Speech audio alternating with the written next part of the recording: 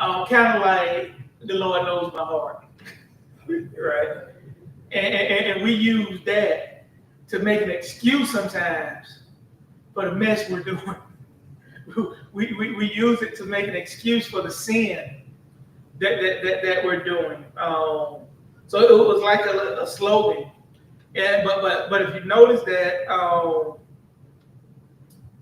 that's why. Well, let me back up. That's why it's important that when you read scripture, you read the whole thing. Right. Right. That's why you know I always said you know in English class I ain't gonna need them commas, I ain't gonna need them periods, I ain't gonna, right? But yeah, even with geometry, right? But that's why it's important to when we read text to look at to look at everything, to look at the commas, to look at the periods, to look at all of that, to look at the conjunctions, because it says right here, just in verse 12, all things are permitted for me. That's not a period there.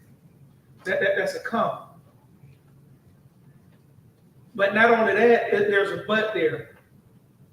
And I was always told everything that comes before the but is null and void. When you say but, right? So Paul is using their slogan. Everything is permissible. But then he says, but not everything is beneficial. We'll probably say everything that glitters ain't gold. And everything that looks good ain't good for you. Right? So it was the slogan that the Corinthian people were using that is permissible. Everything is permissible to be able to bypass prayer meeting to go to the other temple. All right. The bypass prayer meeting to go do other stuff. Right. But Paul says, but not all things are beneficial. All things are permitted for me, but I will not be dominated by anything. It's permissible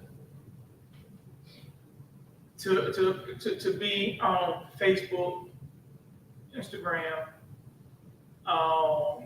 trying to think of some other stuff, TikTok, in church. All right? Because we go live from them things. But don't let it dominate you. Right? Don't let it consume you to the point where you're not going live. You're not just doing this on your phone. In church, you're doing this instead. Right? And every time the first thing you do in the morning is not pray, but see what's on Facebook. See what people have posted. I heard a preacher say it's so true. We would get up and look at Facebook in the morning to see what these people posted, and they supposed to be asleep too. Right? We will go to bed looking at Facebook, Instagram. We wake up looking at social media. At work, looking at social media. It is dominating us, and that's what Paul is saying. It's permissible to do it, right? But don't let it consume you. Don't let it dominate you. I always like, I've heard people say this. It may be legally right, but it's morally wrong. Right. Right. Martin Luther King, in a letter from the Birmingham jail, right? When people were talking, when he said, I think it was a letter from the Birmingham jail, when not all law is correct. So some law may be legal, but it's morally wrong, right? So just because during the time it was okay to go to the temple of Aphrodite, it was okay to do that. Don't let it consume you, right? Don't let sexual immorality, immorality, consume you. right? So he says that, but he goes on to say in verse 13, they argued food for the stomach and the stomach for food, applying it to their sexual behavior. So not only were they trying to justify what they were, not only did they have the slogan and try to justify it, they tried to give an example, right? And sometimes if you got to try to defend a lot of the stuff that you're doing, and you got to use analogies that you know that don't really fit, you probably shouldn't be doing. So what they were saying, that going to that temple, that dealing with the prostitution, dealing with the sex, was just like eating. If they didn't do it, they'll die. Right? You know, they're starved to death, right? I just gotta have it, right? Just like food, right? But Paul reminds them that the body is not meant for sexual immortality, but for the Lord. So man can't live off of bread alone, right? Jesus even showed that he could go without food for 40 days, right, in the wilderness. Now it would have been a different argument, right? And that's what I say, if you're trying to use something to justify what you're doing, make sure what you're trying to justify fits what you're trying to do. In other words, if they would have said water, they might have had a better, Paul would have had to back up for a minute, right? But they said food, and we know we could go without food for about 40 days. Water, probably about a week or two, 14 maybe. Dry up, right? Hallucinating and all of that. All right. So they say that, and because they wanted to do it, they wanted to justify what they were doing. I mean, everybody else was doing it. Why can't I? Right? You know that old saying, everybody else jump off a bridge, and you gonna jump off a bridge, right? But sometimes you're not thinking about the consequences. You're just thinking about the fun you're having doing what you're doing. Verse 14, God will raise believers just as he raised Jesus, affirming the eternal value of the body. So Paul is trying not to not to condemn them, right? He's trying to redirect them. Oh, wow. I didn't even have that in there, in the stuff that I studied. Too many times, we try to condemn people that come to church. We try to beat them over the head with the word. We try to make them feel guilty instead of trying to redirect them, right? Sometimes it's about redirection. Yeah, there's a time, because the wages of sin is death. There's no denying that, right? It's hard to tell a dying world by the living God, right? And if they keep doing what they're doing, they're gonna go to hell. It's tough to tell people that because people don't want to hear it, right? So that is true, but sometimes you need to redirect somebody's path. And the more and more I look at this lesson, that's what Paul is really trying to do. He's trying to redirect them in the way they're going. He's trying to get them to a point to where they realize that everything that they do represents God, right? That last week, the temple, everything that you do in the temple is associated with the Lord, right? You can destroy the temple, you can destroy the church, right? So how can I destroy the church? By bringing your sexual immortality, immorality into the church, keep bringing your sinful acts into the church, right? Well, all things are permissible for me. All right. So let's back up. Let's have this conversation. Paul is up there last week. You know his last week's sermon. Everything that you do in the temple can end up destroying the temple. The acts, your selfishness, the things you say toward people, the way you treat people, can destroy the temple. Right? So he's had that message, right? Told him about that, right?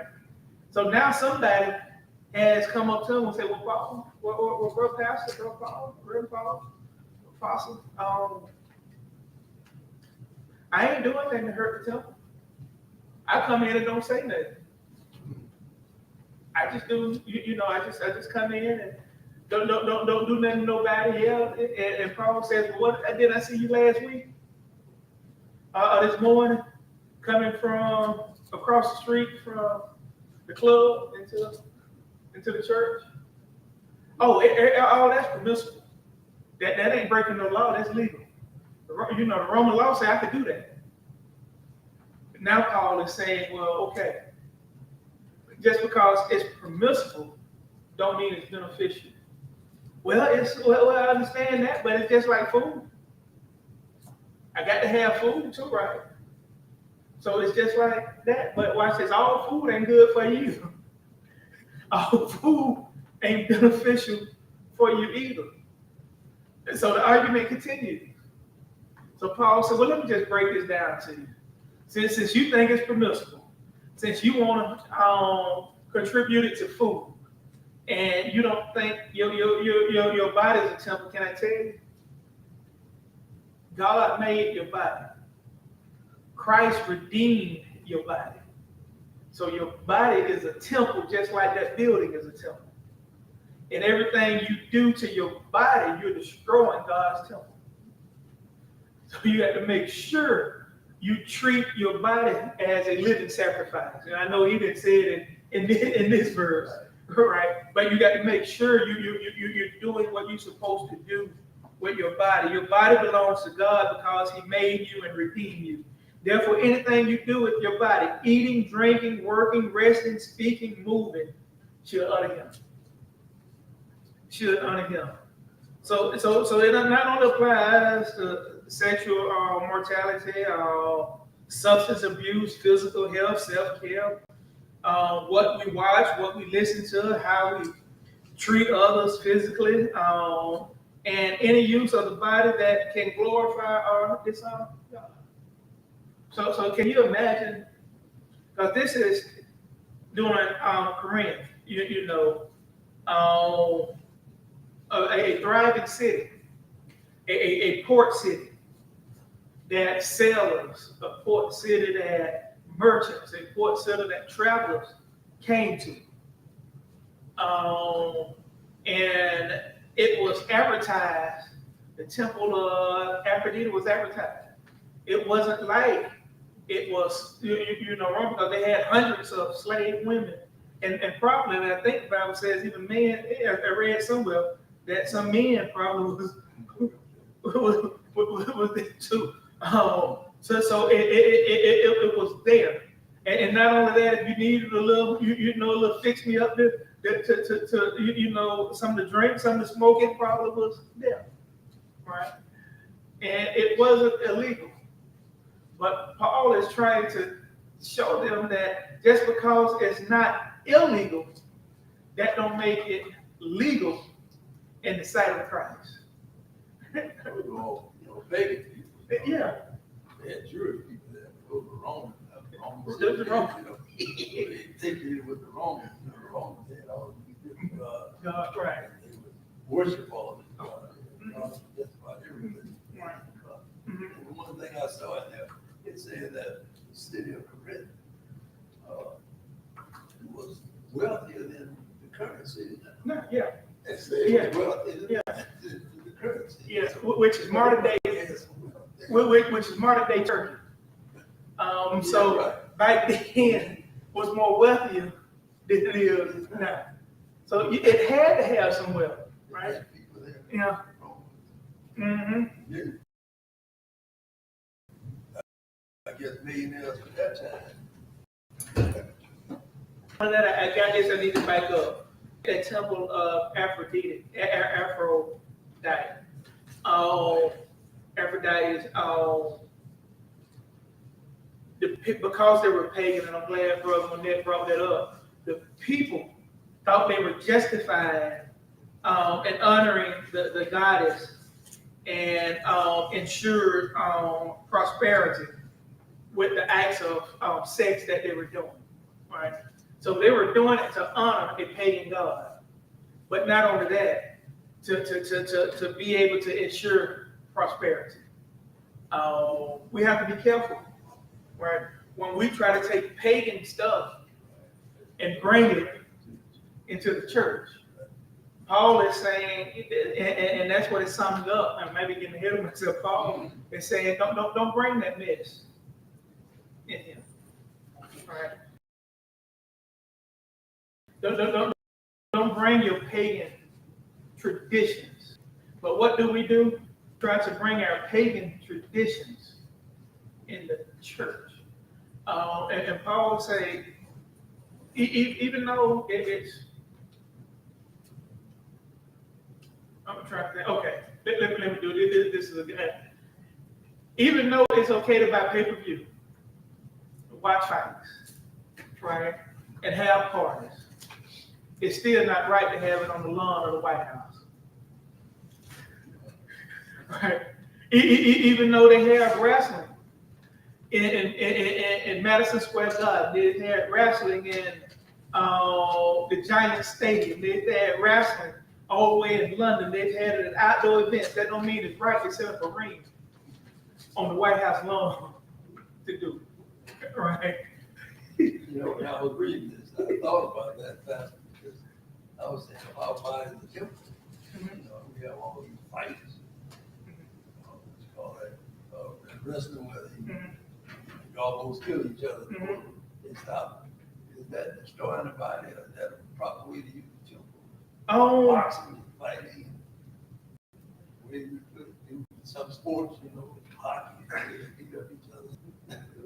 You know, I had something in here, and it don't address that, but I want to answer it about misconceptions about this, about tattoos and all of that. He's God. Where did I put that in? Where did I? Because I don't want to misquote it. Give me a second. One of the questions I had. Yeah, that was something. Oh, my body is a temple means I can't get tattoos, piercings, or eat certain food.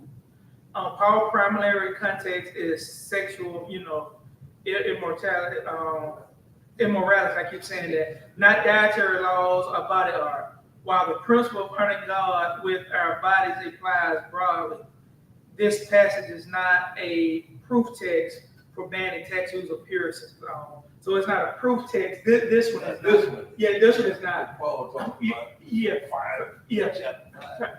And but really, when you look at boxers and wrestlers, they actually treat their bodies as a temple. But because they work out, they do some stuff. So is it destroying the temple? Yes. But that's a hard one to count. Because in that case, we're destroying it when we fall. We're accident, so yeah, so but it didn't say accident. It just says your body is a temple, right? So I can see somebody arguing that. So yeah, that's a good question. I'm not. I'll be the first to say I'm not sure. Yeah, I'm not sure. It's a good question, but I'm not totally sure. Greeks and Romans, they used to have fights to the death. They fight to the Somebody death. under the line, Right. You know, they would go Mhm. Yeah. I don't know. Mhm. Because you think about it, God destroyed bodies when they sin. He sin. But then when you look at Job, he got boils and all of that on his body, but it wasn't a sin because whichever way. And I say that to say there's always going to be an argument. Yeah. Put them all on. Yeah. Yeah. So there always be an argument for one way or another. So I'm not totally sure, but that's something I'll look up and do some more research on, because that's a good question.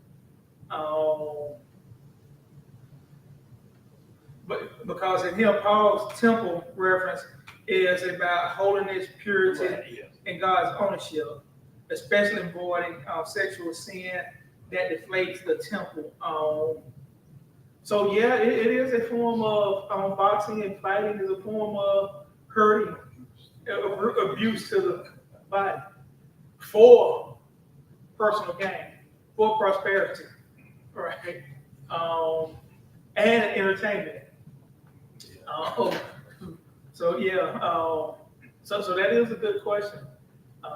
Another thing I thought about, then I'm going to get it back to the body. I talked about the wrestling in the White House.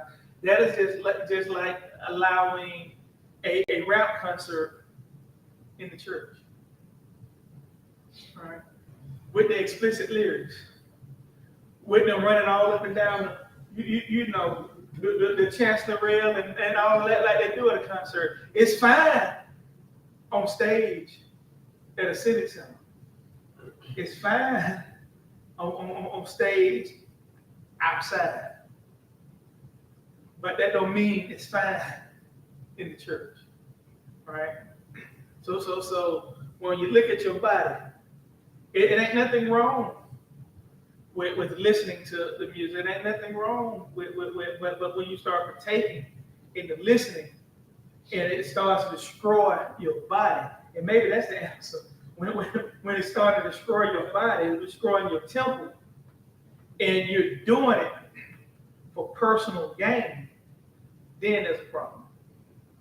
And then you try to justify what you're doing when you know it's wrong. Something else in this though, with this misconception stuff, all sin is the same.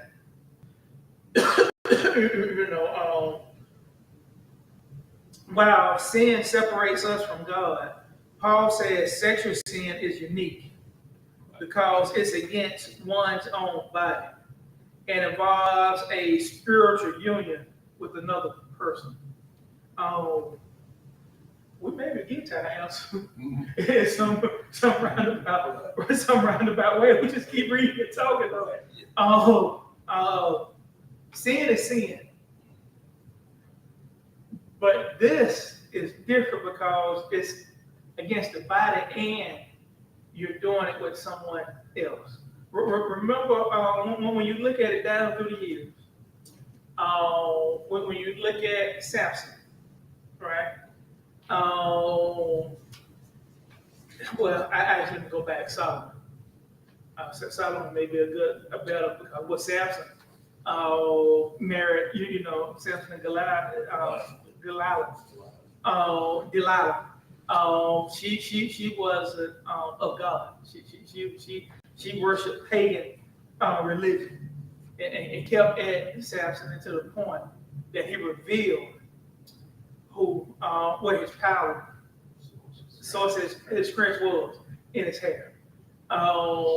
When you look at Solomon, why is this man never lived? He ended up marrying some late women that was pagan worshiping, and then Solomon himself, as wise as he was, started doing some pagan stuff, right?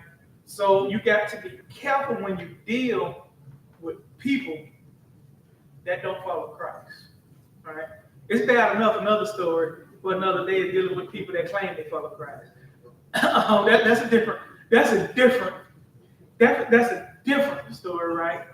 But when you know that you know that you know they don't, right? You have to be careful.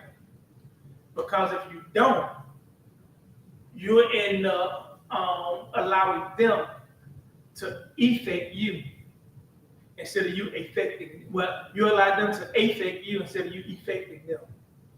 Or vice versa, you allow them to infect you instead of you having an effect on them. And that's what Paul is saying, that has a distinct personal impact that other sins do not. It distorts God's design for the body and intimacy. God did never say intimacy was wrong, right?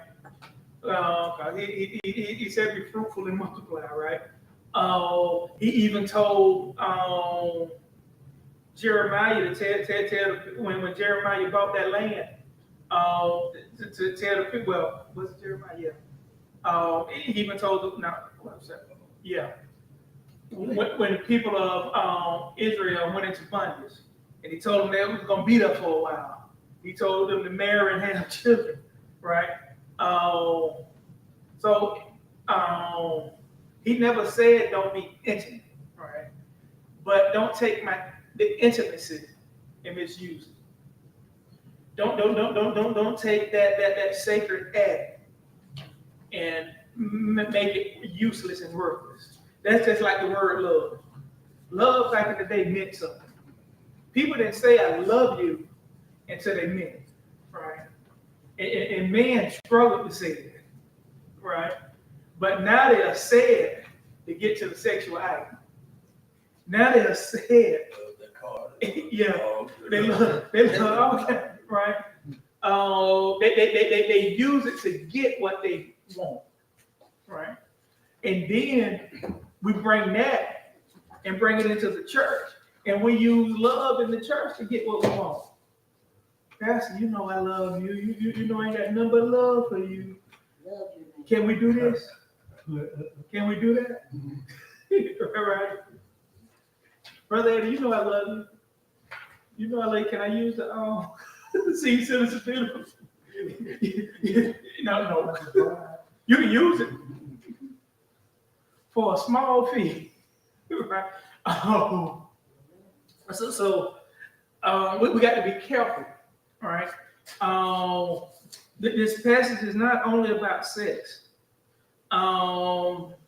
It's about teaching. Also covers any ways we misuse or dishonor the body. What are some ways that we dishonor our body? What are some ways? Is it the fighting? Yeah. Drinking. Right. Right. But watch this. Something that we all do, that they brought up food. But if you eat too much of it, gluttony is a sin. Yeah. You're dishonoring your body, right? But not only that. And this is probably me, right here more than anything. When you go without sleep, right? Or don't get enough rest, you're dishonoring your body, right? When you have medicine that you're supposed to take, and it's not that I'm trusting God. Yes, I'm trusting God that I get off the medicine. I'm trusting God that He will deliver me from the medicine, and that's my prayer, right? But if I'm still doing everything that I don't supposed to do to get off the medicine, and I'm just refusing to take it, I'm dishonoring, because He gave me the medicine to help, right? Even though I got the faith that I don't need it, but I got to do other stuff that keep me from having to use it. I got to work out. I got to, Christian freedom means I can do whatever I want. This going back to verse 12. Then I'm jump back on this. That slogan, everything is permissible. It's quoted by Paul, but not endorsed by him. He immediately says not all things are beneficial, and nothing should control us.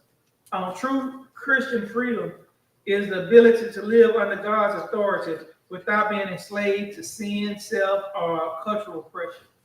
I think that's a mouthful. Do you think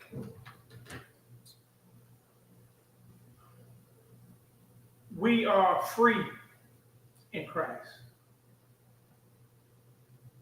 Do you think Christian freedom means I can do whatever I want to do, when I want to do it, how I want to do it, and not worry about it because I already have my salvation?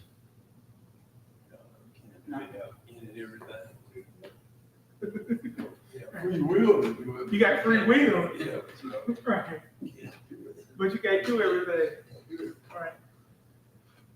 That's what, you have free will. We're not robots. God made us robots and you just worship him. You don't want nobody just pre-programmed to say, I love you. You want somebody that really loves you. Really loves you, right. So, that's the way God is. You get a program of just love you. We have free will. You get a choice. Choice what you want to do. Therefore, you able to do that, but it's sin. So something that sin. Right. So is it safe, because we have free will, right, to do whatever we want to do. But my freedom comes knowing who God is, right? My freedom comes knowing if they don't like me, I'm still okay with that. Because the freedom that I have is not tied to their life. It's tied to his. So I'm not going to allow that person's dislike of me to control me. Because now, sometimes when people don't like you, you try to do everything you can to make them like you. Right? And now you're catering to them to make them like you. And if they don't like you, there ain't nothing you can do to change that. All right? You just continue to be yourself, and if the Lord wants it to change, it will. Sister Linda didn't like me when she first met me. Yeah. And I think I did everything to keep her from liking me. Yeah. I aggravated her, kicked dirt on the shoe. We played softball together, Brother Eddie. And she made the comment she didn't like dirt. And we were on the softball field. So I was trying to help her get over her dislike of dirt. Right? That's the wrong way. But some way in line, right? The Lord changed her mind, because I know I did. Right? But I didn't try to do that. I don't think to force her to like me. I think I did everything to make her hate me even more. Maybe that's what Pippers is. But if I'm trying to force somebody to like me, then I'm catering to them and not to the Lord. But when I have that freedom knowing that the Lord has them, I'm going to pray for them. And I'm going to keep going about my business, right? When somebody's talking about me, right? Or somebody has done, not even talking about me, somebody has done us wrong. We always ask why. We always want to know why they did it. Well, some things are not meant to be revealed at that time. Some things, the Lord was using them to test me. The Lord was using them to prepare me. So if I'm living up under Christ, I'm living up under the freedom of Christ, I know what they did was not on their own accord. Sometimes the Lord uses people to get my attention. Sometimes the Lord uses things to elevate me, because he said he'll make my enemy my footstool. So I got the freedom in knowing that what you did hurt me. It meant me for good. It meant good. And I'm not going to allow you to pull me back. That's the freedom, right? That freedom is that peace that surpasses all understanding. I got a freedom that I could walk this world and know that if I love my neighbor as myself and I put no other gods before me, I ain't got to worry about the laws on the book. I got the freedom in Christ. I ain't got to worry about how people treat me. I'm just making sure I treat people like I want to be treated, right? I love people like I want to be loved. because I got the freedom in knowing he loved me when I was alone. Right? So Paul is saying that we have to make sure that the freedom that we have is not tied to personal, not tied to paganism, not tied to earthly riches. But not only that, I stopped at verse 14. I wanted to cover something else. God will raise believers as he raised Jesus, affirming the eternal value of our bodies. If God didn't value our body, he wouldn't have made it. Right? If God didn't value our body, he wouldn't have carefully orchestrated it the way he did. If he didn't value the body, he wouldn't never breathe breath into it. All right. But not only that, if he didn't value the body, because he could have easily took the spirit back and not ever sent Jesus. All right. He could have just said, you know what? I ain't worried about it. I'll let animals roam the earth and do my work. Right. Right. I could just let spirits come down and do my work. And I ain't got to worry about no human flesh. I ain't got to worry about it because it's so weak. It's so fragile. I ain't got to worry about it. But no, he redeemed man. He redeemed woman. And that redemption was the body. Because Christ came down and got into it body. Right? You know, some preachers will say, Jesus told Daddy, prepare me a body. And I go. Right? Prepare me a body. And I go. So he prepared a body to redeem our body. So we got to make sure we're doing everything we can to be good stewards of the body that he's given us. Because when this body runs out, it's over. Like that song, there's a leak in this old building.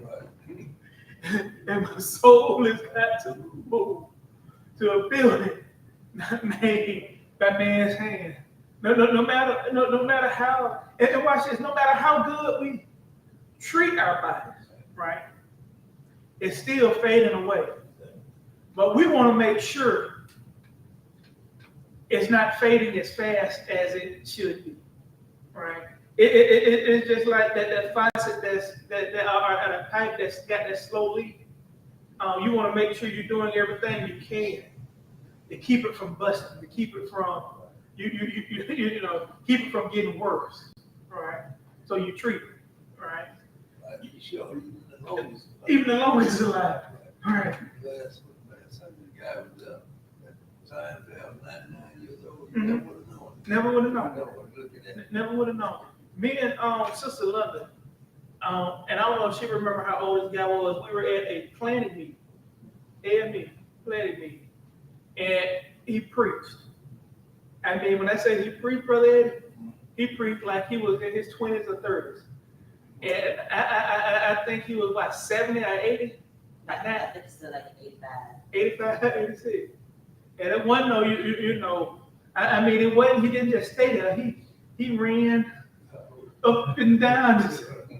Right? So it's about how we treat our bodies, right? It's about how we interact with the Lord, right? And Paul is saying that even with this, Paul emphasizes in verse 15 through 17, Paul emphasizes the union believers have with Christ.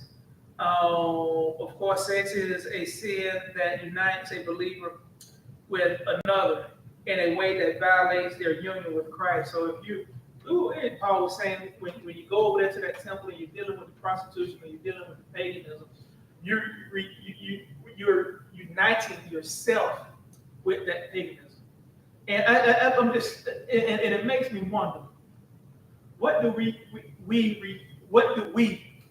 unite ourselves with that's not God, right? What would we unite ourselves with that is not God-like. And the first thing that came to mind is food and beverages, right?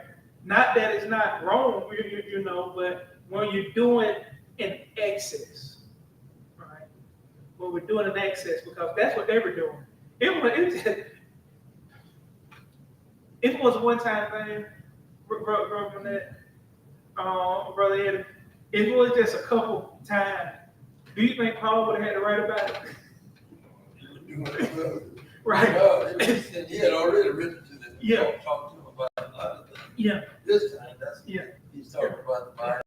Yeah. Sex. What I'm saying is, if they just went over there once and didn't do it again, right? If it was just a one-off, maybe once or twice, right? Paul maybe would have addressed it to them, but he wouldn't have had to write about it. But everybody was doing it, right? It was more people doing it than what, all right? So we got a problem with society. More people are doing what they shouldn't do than what people should be doing. Abram, Lord, if it be 15, would you not destroy it? Would it be? Right? So going on, and like I wonder what makes us, what do we unite with that is not with Christ? I ain't gonna say not of Christ, but violates our union with Christ. Got all the things that.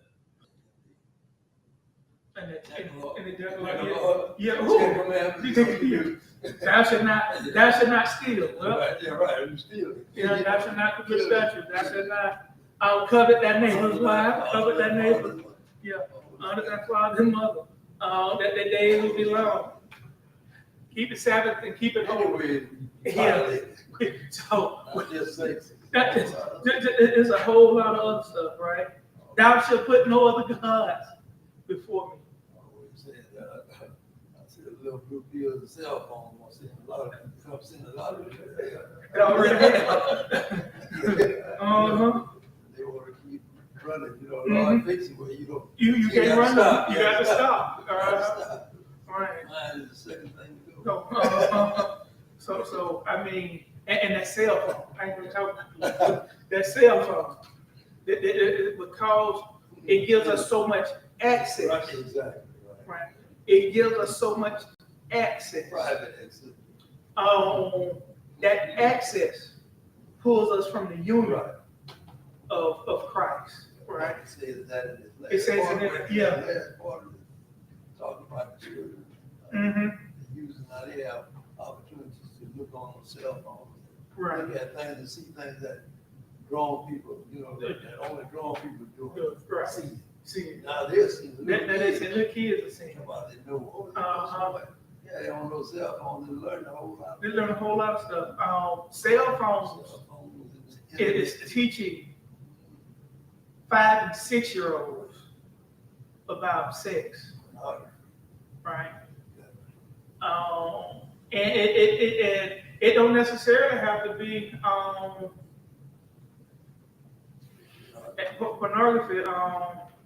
And I'm trying to think. When we were growing up, you know, you had Disney shows and all of that that probably did subliminal messages that when we go back and look at it now, you be like, hold on. Hold on. That's what they're talking about, right? But now you're seeing it in the videos. You're seeing it. I remember BET. They had, you had Video Soul, you had Soul Train and all of that, but BET had a BET After Dark. They didn't play but certain videos after midnight or whatever, right? When the children were supposed to be asleep. But now, BET After Dark is YouTube Sunday morning. Yeah, the president getting on saying words that you didn't even hear it. You wouldn't hear nobody say it. So there's so much that violates our union with Christ, that we have to make sure that we're doing everything we can. And I'm not going to say separate ourselves from it, right? But to make sure we don't fall prey and victim to it, right? Because it's hard to separate yourself from it. Even when you're online, going live on Facebook, a message may pop up, a notification may pop up, right? And it's so easy to click on it. Now you got distracted, right?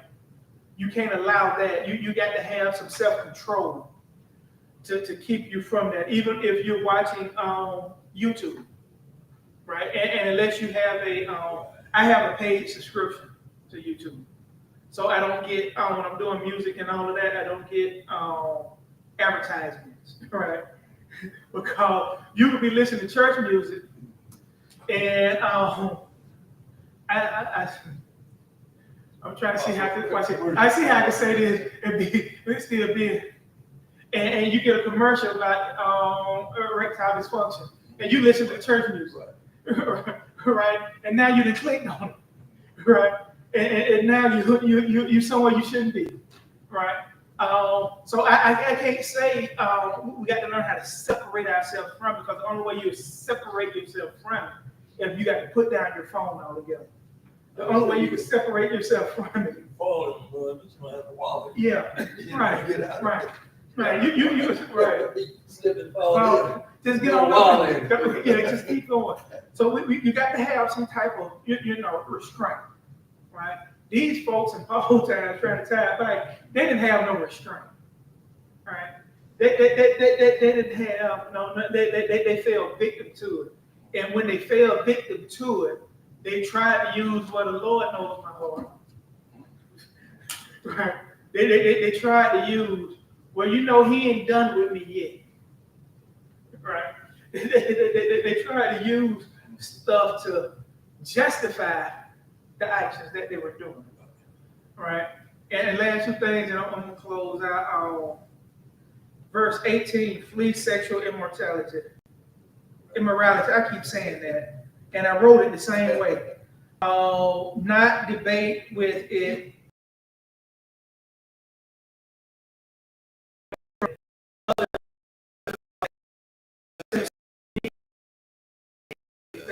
Now, it says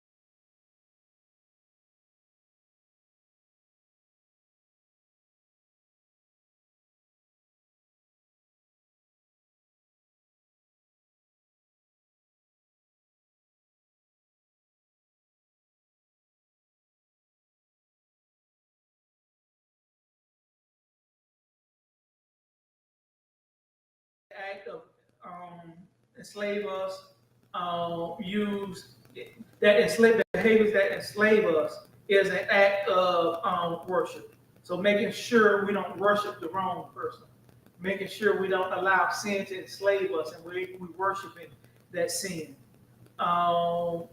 Caring for our physical well-being, diet, exercise, rest is also a spiritual responsibility. So not only make sure our mind is right, not only make sure our spiritual body is right, we need to start making sure our physical body is right. Because if you can't physically move, you can't physically do some stuff because of your own inability to do right, then everything else is going to fail. Because now you're going to start questioning Christ.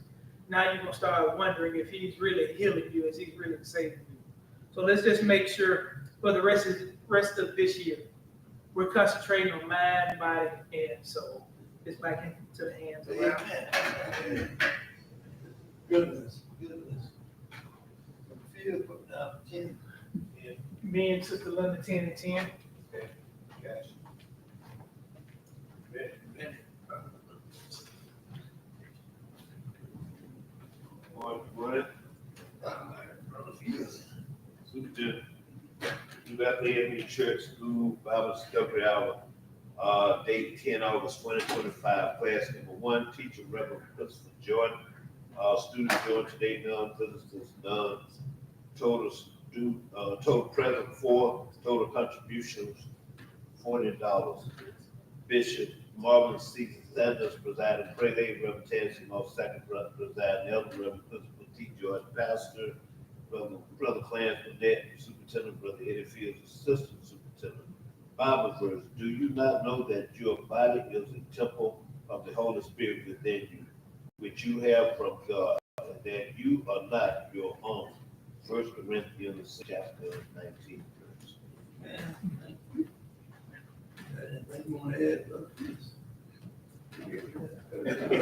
Since you're up there. Based on the book, one is a very, very good lesson. I got a chance to study this lesson and read everything. It made me reflect back over my life. Yeah. I think about like those moments said, it's all right to slip and fall in, just don't wallow in it. The pastor said, just don't dive in it and slide. I think I did both, dive in it and slid. Had a good time, as they said, but you know, when you learn better, you do better. I also thought about the city body. I think about different people that I know, they just basically destroyed their body with drugs. I mean, it just took them right down, beautiful looking people. Now they look like scarecrows, booger bears. Maybe that's the wrong thing to say. I also think about the slip and slide part. When I went to Korea, it was always up when you see about the pagans, you know, in Korea, boy, as soon as you get the business, they coming at you. And I said, oh man, good gracious, that's hard to resist. That's like diving and sliding over in there. And I thought about this young man. I said, young man, when we got there, nice, healthy guy, physically fit, and they had this drink over there called Gin Ro. He drank so much of that Gin Ro until he seemed like he went down to almost 60 pounds. And we found out later that Gin Ro had embalming fluid in him. And I used to always wonder, man, he looked like he walking death. You don't walk to death. And then we found that out. And so that's telling you about how you can destroy your body. God said, take care of your body, take care of the temple. And even when we see, and I'm gonna close with about the church. You know, when you have people in the church that's destroying the temple, doing different things, destroying the temple, different things, saying rude things, people running them away from the church, that's destroying the temple. You end up like you got a council, people in positions that basically just destroying the temple. See it again, just like a council. You see, even with cancer, you got to get some radiation, some surgery, something. But with the temple of God, pray to God they fix this thing to move forward. Thank you. Amen. Very good lesson. Couple of things I just Just reading, like you said, I studied some of what I guess, not as much that I should have, but I read it and went over, especially this morning, woke up, I said, I'll wake up early and go back, go over it, you know. So after days, try at night, sometimes you be so tired. Yeah, right. You got nothing to say, well, I just go to sleep and wake up, and you got to refresh, drink some water. But it says, no, the first part, 12 through 14, is know the body's purpose. And the second part, outline was honor the body's purpose, for 15 through 20. So that was two different sections of that lesson. That first you know your body, and then you know, after you know you honor.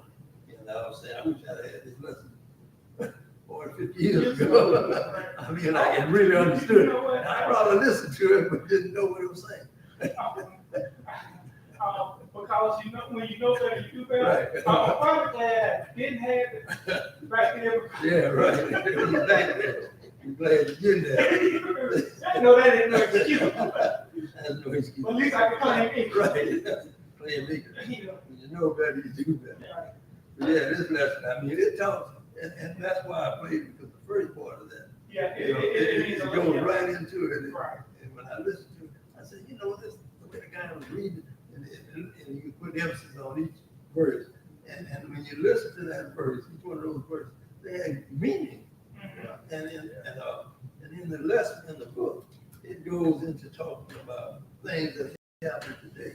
And I hope you read that. But it was going exactly the things that happened in the White House right now. It's talking about this right in this outline right here. Life application. You had me to read it again. Yeah. And the life application. Questions. Yeah. Two questions. Maybe. Right, great questions. They were long questions. They were two long questions. But they had a couple of them that I read. Let's see. What are some things you can do to glorify and honor Christ? What can you do? It didn't say what will you not do. Right. What are some of the things you do to honor Christ with your life, which is a positive instead of a negative. But those are some of the things I looked at. But so I talked to Sister Franklin. Sister Franklin, if you online, hello. And she said she wanted to be in the Sunday school, but she get online. I sent her the link. Okay. Hopefully she's on there. Pastor. Okay. She loved to talk to you. She said. Okay. All right. So I don't know if she's on, but we welcome her to our Sunday school and all of us. All right. Nothing else, Pastor? You got something? One thing. I know I called a church conference after the service today. The Lord has been dealing with me, so I'm not going to do the church conference. He beat me up last week in the pool bid, and beat me up so bad that side nerves got back up. So no church conference, and of course the quarterly conference will be Thursday. After Thursday at 5 on Zoom. I was on yesterday waiting Yeah, to get on. I couldn't get on. I sent out the message Friday, Thursday, Oh, yeah. and I meant to send one out yesterday. It did. Yeah, I was waiting all morning trying to get on, make sure I get on. But So it'll be Thursday at 5. Oh. Yeah, it had a funeral Oh. yesterday. Okay. All right, nothing else, we stand for our church school creed and benediction. I believe my Indian church school must grow and grow, and I must make it a top priority to make so. Every member of Christian, every Christian worker, every work trained, the work that need not be ashamed. This we ask in Jesus' name. Our church school benediction. We have come, we have studied, we have learned. So until our next come together to study God's word, may His rich blessings reside with you, and may His grace be eternally yours. Amen. Sister Olivia, you gonna? Understand brother views in hospital. Yeah.